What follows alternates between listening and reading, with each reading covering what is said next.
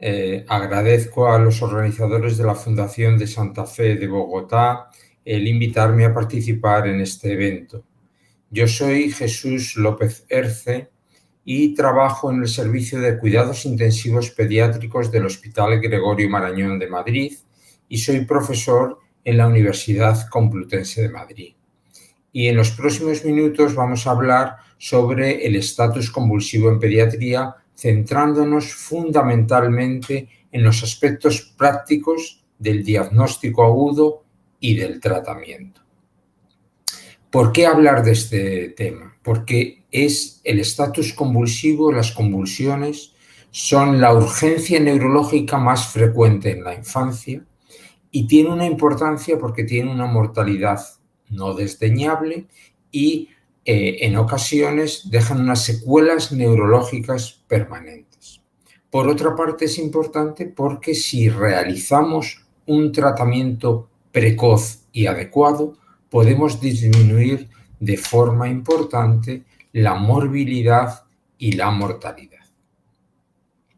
Por tanto, el objetivo de esta charla es primero aclarar los conceptos de crisis convulsiva y estatus convulsivo, ya que ha habido unos cambios en los últimos años en estos conceptos. Después, establecer una pauta de tratamiento y diagnóstico del estatus convulsivo y algunos factores pronósticos. ¿Cuál es el concepto de estatus convulsivo? Parece que se ve aquí menos al haber cambiado la presentación de la pantalla. El concepto clásico de estatus convulsivo es una crisis convulsiva prolongada y siempre se decía que un estatus convulsivo es una convulsión que dura más de 30 minutos o crisis repetidas de duración mayor de 30 minutos sin recuperar la conciencia entre las crisis. Pero en los últimos años se ha dado mucha importancia a la duración de la crisis convulsiva y se han establecido nuevos criterios temporales. De tal manera que una crisis convulsiva simple es la que dura menos de 5 minutos, una crisis convulsiva prolongada es la que dura entre 5 y 10 minutos y se ha cambiado el concepto de estatus convulsivo a una crisis convulsiva que dura más de 10 minutos. Este estatus convulsivo, si dura más de 30 minutos, ya se considera un estatus convulsivo refractario, siempre y cuando dure más de 30 minutos y se hayan intentado 2 tipos de fármacos diferentes para intentar controlarlo. Por último, se ha establecido un nuevo criterio que es concepto que es el de estatus epiléptico o estatus convulsivo superrefractario, que es el de una duración mayor de 24 horas a pesar de todos los tratamientos establecidos. Y lo mejor para ver el tratamiento y el diagnóstico de estatus convulsivo es plantear un caso clínico frecuente en pediatría. Por ejemplo, es un niño de 18 meses de edad que lo llevan los padres a la urgencia de un hospital porque, estando previamente en casa, se ha caído bruscamente al suelo y ha empezado a presentar movimientos de las 4 extremidades. ¿Qué es lo que tenemos que hacer? Y esto es muy importante en las urgencias agudas en niños, que muchas veces no hay que hacer los pasos que siempre estudiamos en los libros de etiología, patogenia, fisiopatología, diagnóstico y tratamiento. En las urgencias pediátricas muchas veces lo que tenemos que hacer en primer lugar es reconocer lo que encontramos y tener una actitud inicial. Después poner el tratamiento y muchas veces después de este tratamiento inicial es cuando tenemos que hacer una exploración física, una historia clínica más detallada y unas exploraciones diagnósticas. Es decir, que en algunas situaciones agudas parece que invertimos el orden, porque lo primero es hacer un diagnóstico muy precoz y un tratamiento muy precoz y después ya hacer un estudio más detallado. Es decir, que en este paciente, si nos encontramos en este paciente que el niño tiene los ojos cerrados, está cianótico, tiene la cabeza echada hacia atrás y hace movimientos bruscos de las 4 extremidades, nosotros tenemos que reconocer que estamos ante una crisis convulsiva. El reconocimiento en esta crisis es sencillo, aunque a veces hay crisis convulsivas más abigarradas en las cuales el niño puede no perder totalmente la conciencia o no tener movimientos más que una extremidad. Pero lo más característico del estatus convulsivo en pediatría son las crisis convulsivas generalizadas con movimientos bruscos de las 4 extremidades. Y el diagnóstico diferencial es fácil, se podría confundir también con un espasmo del sollozo cianótico, pero en general es fácil de reconocer. ¿Qué hacemos en ese momento? Hemos reconocido que es una crisis convulsiva. Lo primero que tenemos que hacer es una valoración muy rápida de las constantes vitales. Valoramos el estado de conciencia, el niño está con los ojos cerrados, está inconsciente. Valoramos la respiración, la vía aérea, simplemente abrimos la vía aérea y no es necesario valorar la circulación, que sería el tercer aspecto, porque si el niño tiene movimientos de las 4 extremidades, que el niño tiene una circulación, aunque la perfusión sea mala. Es decir, que no es imprescindible perder el tiempo en valorar el pulso arterial central, porque si tiene movimientos el niño tendrá pulso. Es decir, simplemente valoramos la conciencia, valoramos la respiración. Hemos diagnosticado la crisis, hemos hecho una primera valoración y nuestra primera actitud es proteger. Hemos diagnosticado que el niño tiene una crisis convulsiva y lo primero que tenemos que hacer es evitar a que se haga daño. Estemos fuera del hospital o estemos dentro del hospital, tenemos que colocar al niño, si no está en decúbito supino, y proteger la cabeza para que con los movimientos de la cabeza no se haga daño. ¿Qué no tenemos que hacer? Lo que no tenemos que hacer es intentar meter el dedo en la boca para el miedo ese de que si se muerde la lengua, ni otros objetos, y por supuesto no hay que intentar en una crisis convulsiva generalizada, en la cual tiene una contracción importante de la mandíbula, intentar meter una cánula de Guedel para abrir la vía aérea. No está indicado. Lo que tenemos que hacer es mantener la cabeza para que no se haga daño y empezar el tratamiento. Y es muy importante, y en los últimos años se han hecho algunos estudios que han confirmado esto, el realizar un tratamiento precoz. Hasta hace un tiempo se decía que una crisis convulsiva tenemos que esperar porque la mayor parte de la crisis convulsiva ceden espontáneamente, con lo cual no hacíamos nada y esperábamos a ver si cedía en 3 a 5 minutos. Y eso no es conveniente. ¿Por qué? Porque no sabemos si la crisis va a ceder o no. La mayor parte de las crisis van a ceder, pero si perdemos ese tiempo en el tratamiento, podemos aumentar el riesgo de secuelas. Y se ha visto que el tiempo hasta el inicio del tratamiento de las crisis convulsivas, cuanto mayor tiempo se asocia a mayor mortalidad, mayor duración de la crisis, mayor necesidad de tratamiento en perfusión continua y mayor incidencia de efectos secundarios con los tratamientos antiepilépticos. Es decir, que uno de los mensajes más importantes de esta charla es que una vez diagnosticada la crisis convulsiva, no hay que esperar a ver si cede, sino hay que iniciar el tratamiento de la crisis convulsiva en cuanto podamos. Bien, por tanto, tratamiento precoz sin espera. ¿Con qué tratamos? Pues hay que elegir el fármaco inicial. El fármaco inicial son, en el momento actual, las benzodiazepinas. ¿Qué benzodiazepinas? Pues eso depende un poco del país donde nos encontramos. El más conocido clásicamente de la benzodiazepina es el diazepam, otro es el midazolam, que es el que utilizamos más en nuestro país en este momento, pero también en otros países se utiliza el lorazepam. No hay diferencias de efectividad entre una benzodiazepina y otra. Por tanto, podemos utilizar diazepam, midazolam o lorazepam, dependiendo de los protocolos. Lo segundo, ya tenemos el fármaco, tenemos que decir la vía de administración. Y esto es muy importante. La mejor vía de administración, sin duda, es la vía intravenosa. Pero canalizar una vía intravenosa en un niño pequeño que está con movimientos tónico-clónicos generalizados con mala perfusión es difícil y podemos perder un tiempo. Por tanto, aunque hay que intentar canalizar la vía intravenosa, probablemente la primera dosis la tengamos que administrar por otro tipo de vías. Y hay diversas vías. Una vía es la intranasal, otra vía es la intramuscular o la rectal. Durante mucho tiempo se utilizó la vía rectal para administrar el diazepam rectal como tratamiento inicial de las crisis convulsivas en los niños. En los últimos años se han desarrollado también y se ha visto que la absorción rectal es más errática y se ha visto que quizá la vía intranasal o la vía intramuscular consiguen unos efectos quizá más consistentes.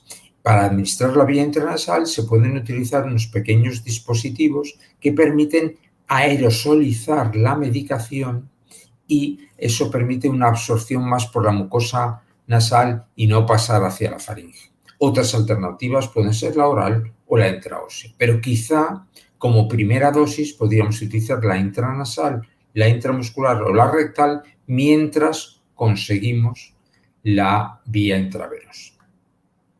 Bien, ¿cuál es la dosis? Pues las dosis de diazepam o de midazolam es entre 0,2 y 0,3 miligramos kilo intravenoso lento.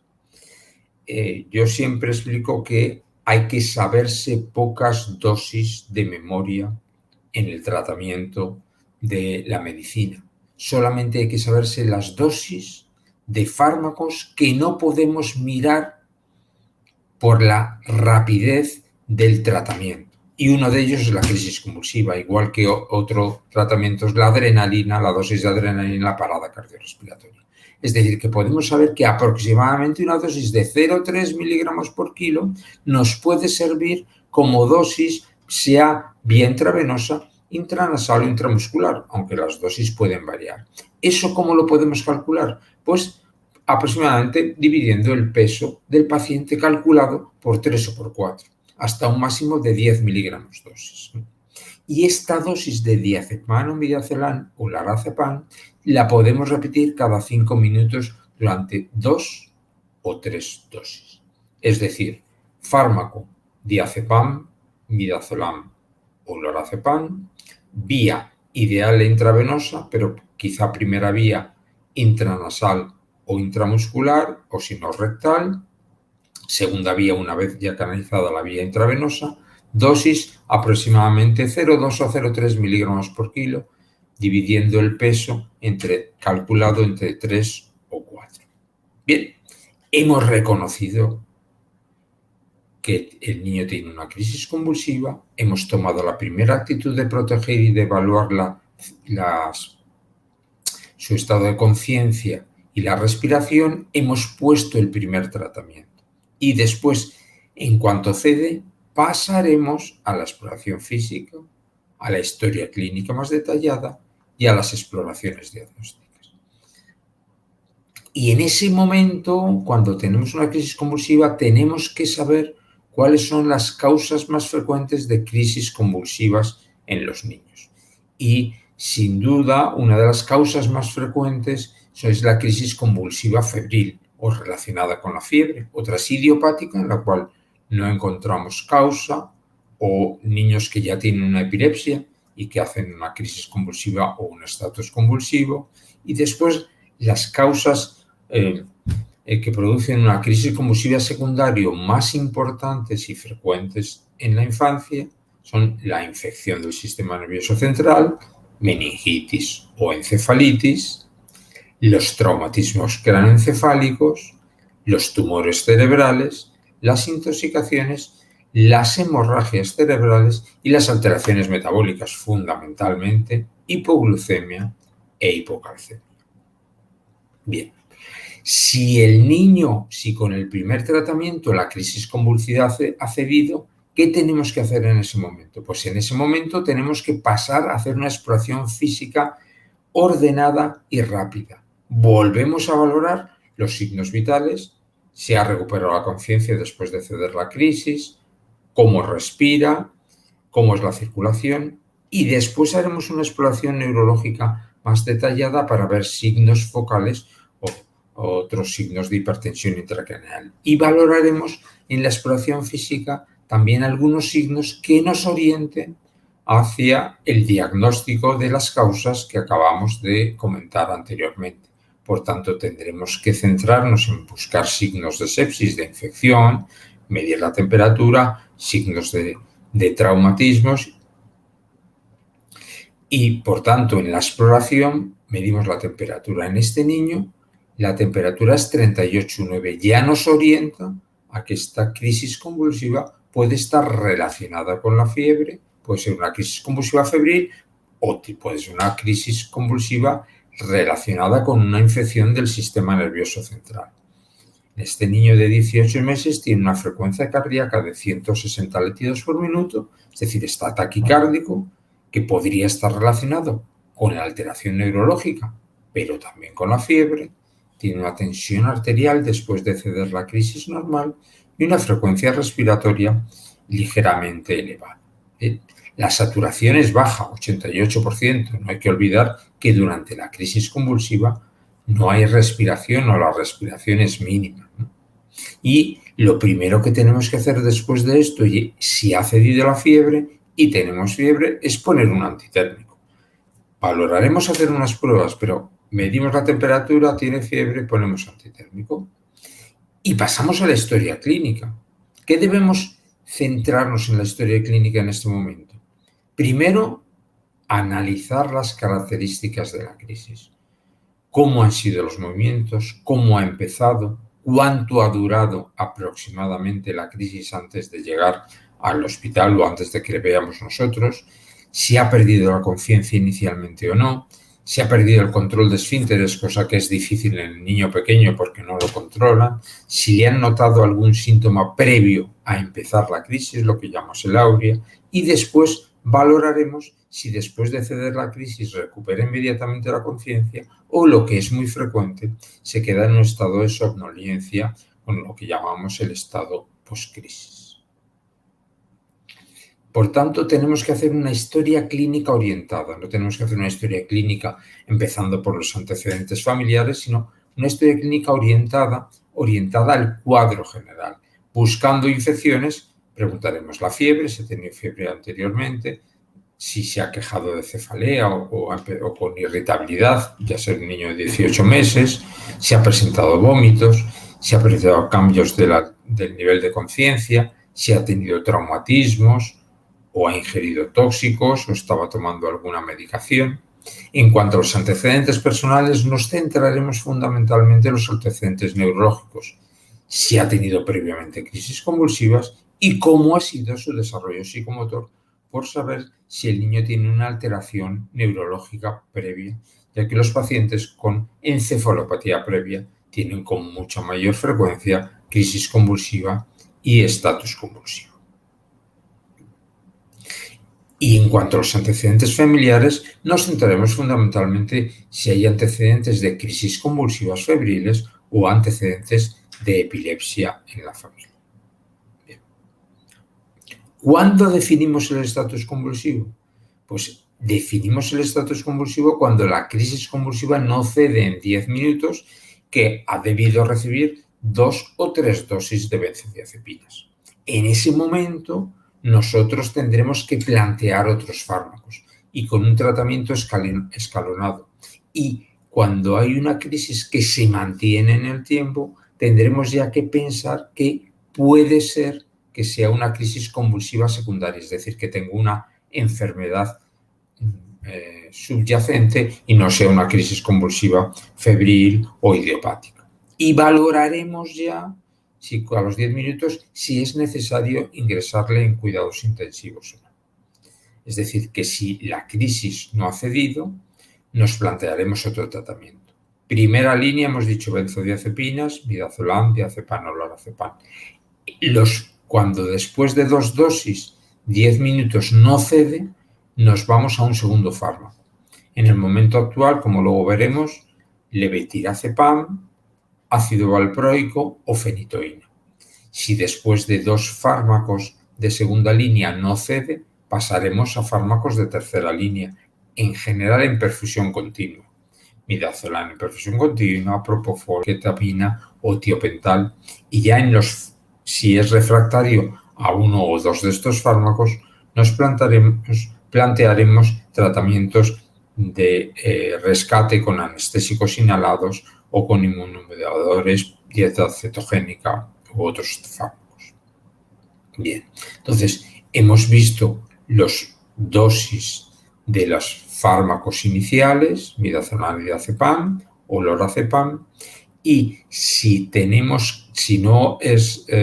las crisis convulsivas no responden a 2 o 3 dosis, pasaremos a fármacos de segunda línea.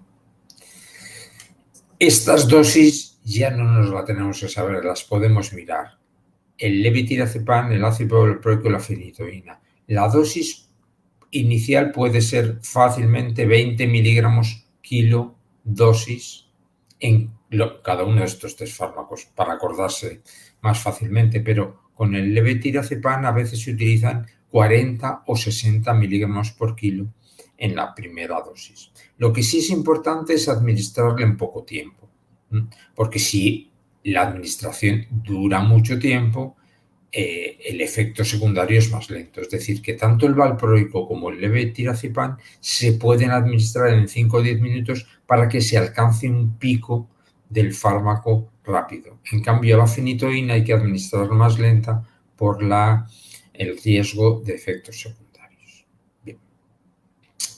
En los últimos años se han realizado diversos estudios randomizados comparando tanto en niños como en adultos el efecto del levetiracetam, el ácido valproico y la fenitoína como fármacos de segunda línea para el estatus convulsivo.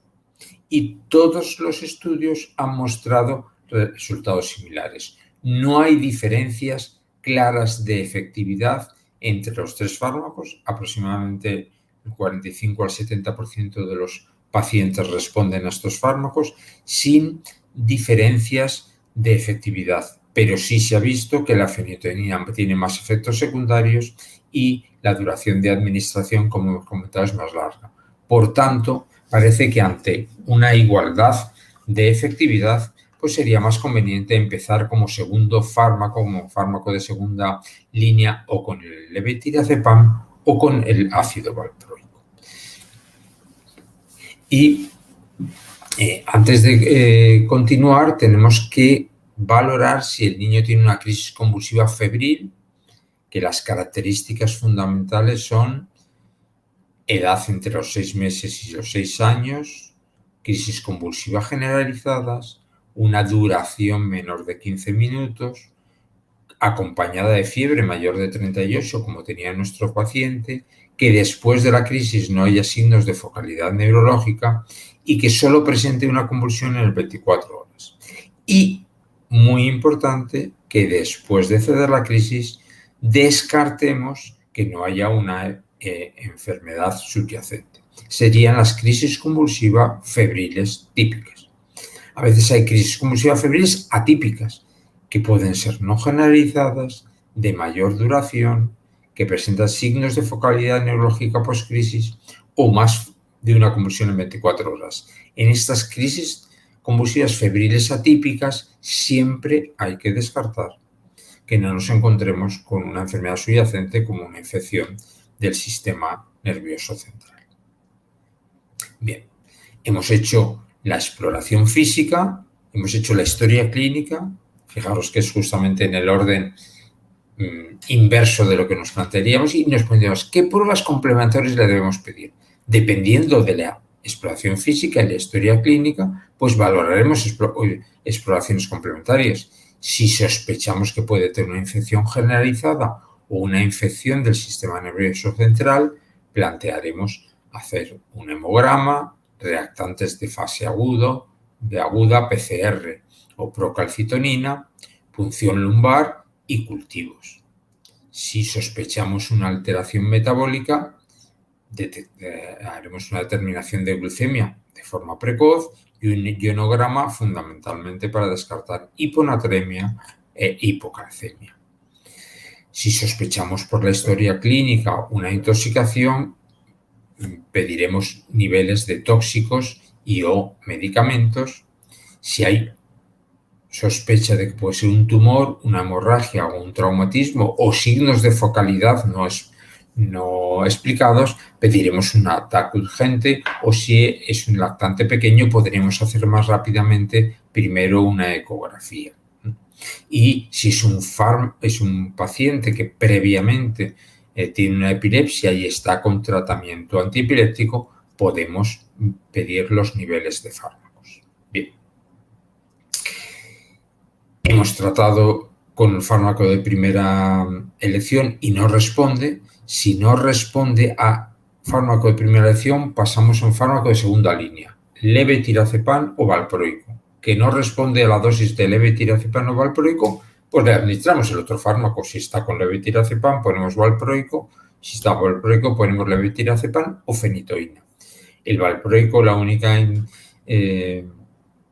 incompatibilidad o precaución es que en los lactantes con alteraciones metabólicas del ciclo de urea, pues pueden tener, o otras alteraciones metabólicas, puede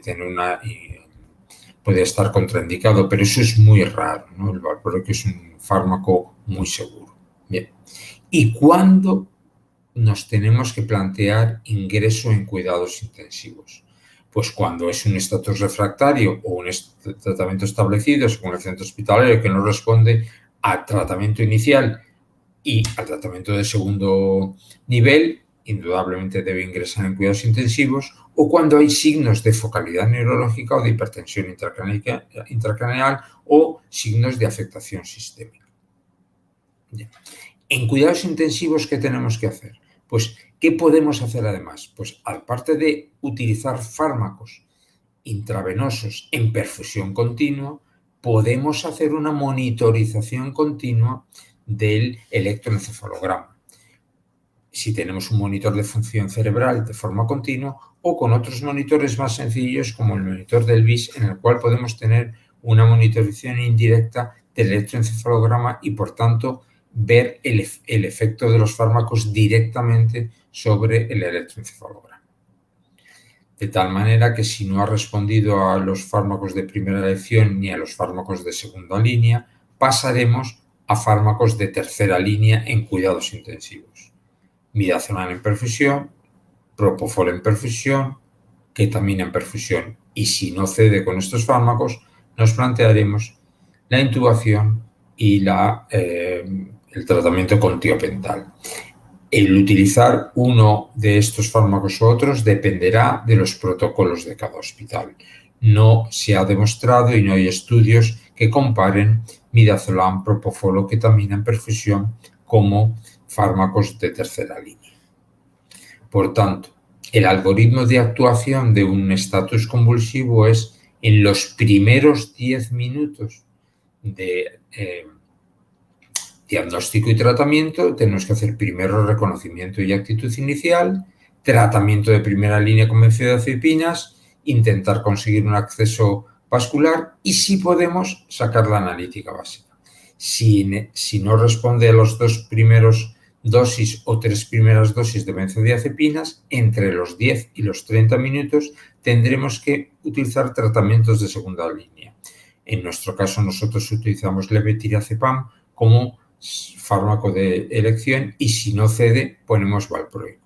Si después de levetiracepan y valproico no cede, después del primer fármaco ingresamos en cuidados intensivos, habrán pasado aproximadamente 30 minutos y nos plantearemos, si dura más de 60 minutos, tratamientos de rescate con el tratamiento de tercera línea y valoraremos la intubación endotraqueal. La intubación endotraqueal la valoraremos previamente si en algún momento encontramos signos de hipertensión intracraneal o signos de focalidad neurológica.